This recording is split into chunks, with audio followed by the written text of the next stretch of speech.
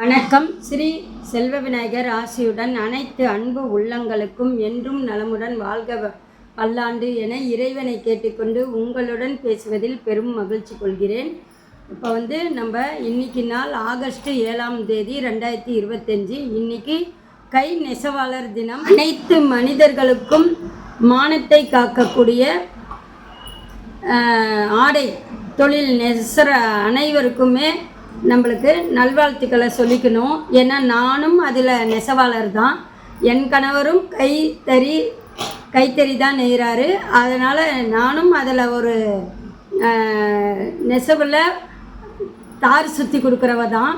அதனால் இதில் என்னன்னா நாம்பளும் 4 பேர்த்துக்கு ஆடை உடுத்தக்கூடிய இது தொழிலில் இருக்கோம் அப்படின்னா எனக்கு அதில் பெருமை தான்.